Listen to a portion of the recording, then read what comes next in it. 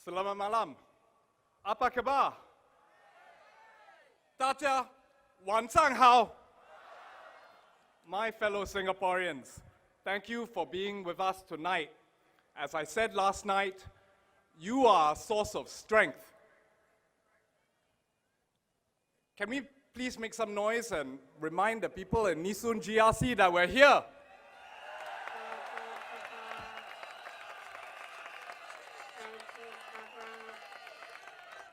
Back during GE2011, can you remember the PAP mentioning that they were planning for Singapore's population to grow up to 6.9 million?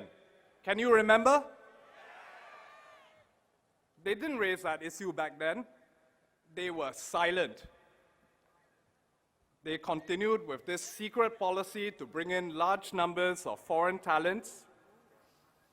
I'd asked in early 2013 at the Punggol East by-election whether the PAP intended to continue to import more people onto our already crowded and congested island.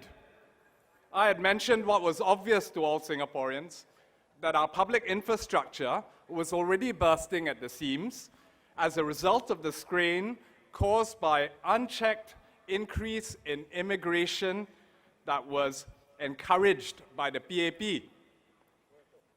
At the same time, there was an ongoing national conversation organized by the PAP where citizens' views were apparently sought on national issues. Did you guys go to this national conversation?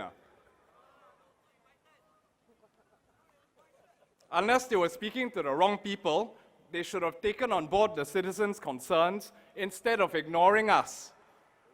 The PAP certainly ignored the practical reality that our infrastructure was not ready to accommodate the sheer number of workers that they were importing in. This is at a rate virtually unprecedented in any country in the world. In 2013, the population white paper was sprung upon unsuspecting Singaporeans. The paper was debated in Parliament shortly after the Punggol East by-election. All of the Workers' Party MPs were against passing this misconceived and erroneous piece of legislation. You don't have to be an academic, an economist, a sociologist to question the thinking behind this population paper. It's been described as overly mechanistic, economically simplistic, and astonishingly sociologically and politically naive. In short, it's just wrong.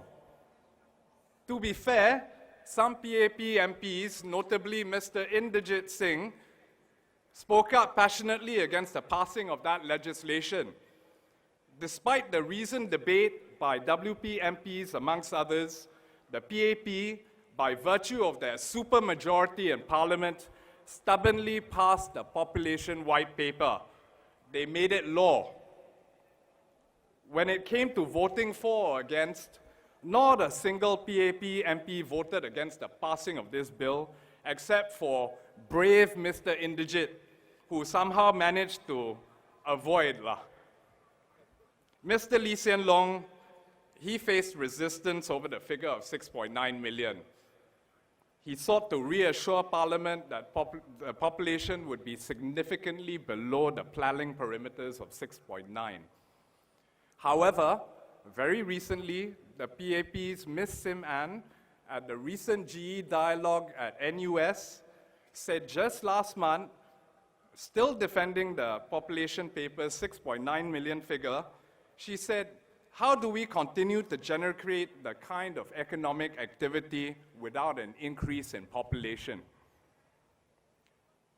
Let's look at economic activity and the lackluster domestic economy that we're experiencing today.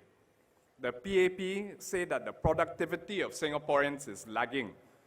The PAP is rather indirectly saying that it is the fault of Singaporeans that our economic activity is slowing. That's why we need to increase the population, according to them. Has the PAP, though, Have they focused on ensuring that Singaporeans keep their competitive advantage and stay productive in a global, knowledge-based economy? Has the PAP, when guarding its lunch, guarded your lunch? I don't think so, you know. Let me give you an example. Just before the debate on the population white paper, Mr. Khaw Boon Wan had praised Australian workers. He'd said that there was a 10-story building in Melbourne. It was completed ahead of schedule. It only required 4 skilled workers, 2 crane crew, 1 supervisor. 4 skilled workers, 2 crane crew, 1 supervisor. My math is bad, but I think it's 4, 5, 6, and 7, right? 7 workers. During the course of the parliamentary debate, Mr. Khaw Boon Wan justified the need to ramp up our population. He said if the population paper is not passed, he would not be able to deliver HDB flats as he needed more foreign workers to build them. I want you guys to ask the question, why, given the PAP has been in power for 50 years, why they did not work much earlier to ensure that our younger generation of Singaporeans would be productive, well paid, and become entrenched core assets in a knowledge-based economy, like the skilled Australian workers that Mr. Khaw was praising. Based off Mr. Khaw's productivity calculations for the Australians he admired so much, and again, my math is bad, but 10 stories, 7 people. 21 Singaporeans, cukup, right? Enough to build a 30-story HDB block. The PAP have been talking about a knowledge-based economy since the late 90s. Yet the PAP in the last 10 years at least has not meaningfully looked at preparing young Singaporeans to fully realize their potential or look to raising Singaporeans' real incomes. The PAP could have looked much earlier to organizing our educational institutions, training our young Singaporeans, encouraging productivity enhancements with local businesses, so that instead of hiring 100, 300 foreign workers, we just require a few Singaporeans to do this. This is an opportunity that has been missed. If I was a young Singaporean 10 years ago, how old would I be today? I'd be coming out into the workforce. Hopefully, I would have been well-trained. I'd be prepared to add value in this knowledge-based economy. Employers would also be happy. They require less labor. Local businesses might actually make more money. If the PAP had the will to look out for Singaporeans and to provide them with various pathways to success and to ensure that Singaporeans have knowledge-based skills, the future of our younger Singaporeans that enter the workforce today would be much, much brighter. Our domestic economy would be stronger, it would be thriving. Singaporeans would be well paid, have job security, and would be optimistic about their futures. We would need the immigration numbers, we would need much less in terms of immigration numbers to keep our economy in the black. I just want to ask you guys, is this good or bad planning on the part of the PAP? Is it good?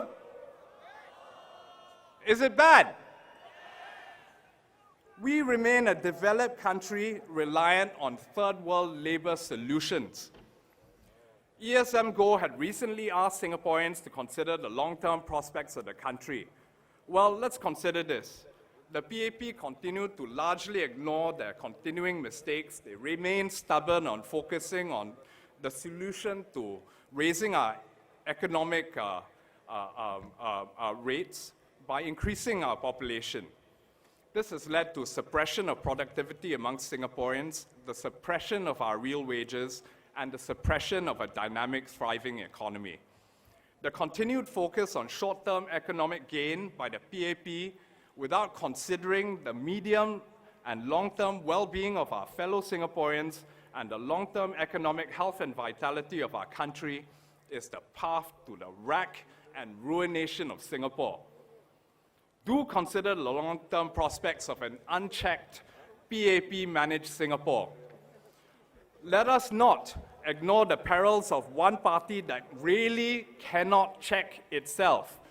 You can give the PAP what it wants, absolutely kosong opposition in Parliament, or you can give us your vote and elect more workers' representatives into Parliament so that we have a more balanced political, social, and economic environment. Vote Workers' Party! Undilah Parti Pekerja! Empower your future!